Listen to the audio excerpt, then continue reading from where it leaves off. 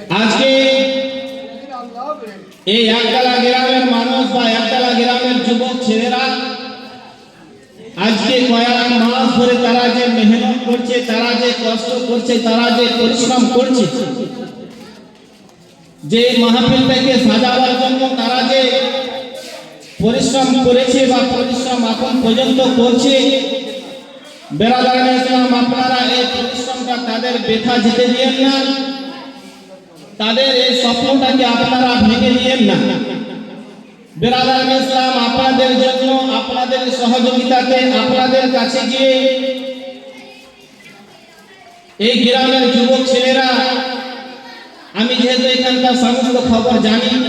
আপনাদেরই পরিচিত, যেহেতু এই গ্রামেরই জামাই, তাই সমস্ত সব কিছু জানি যে প্রত্যেকটা ছেলে দিনের বেলায় কাজকর্ম করে আসার পরে রাত্রির বেলায় মাগরিবের পরে এই মাহফিলকে সাজাবার জন্য, এই জলসাকে সাজাবার জন্য তারা কত যে মেহনত করেছে, তারা যে কত কষ্ট করেছে আমি ভালো করে জানি। বেরাদারানে ইসলাম অনেক কষ্টের পরে, অনেক দুঃখের পরে আজকে মাহফিল সাজানো হয়েছে শুধু আপনাদের জন্য, আপনাদের সহযোগিতাতে।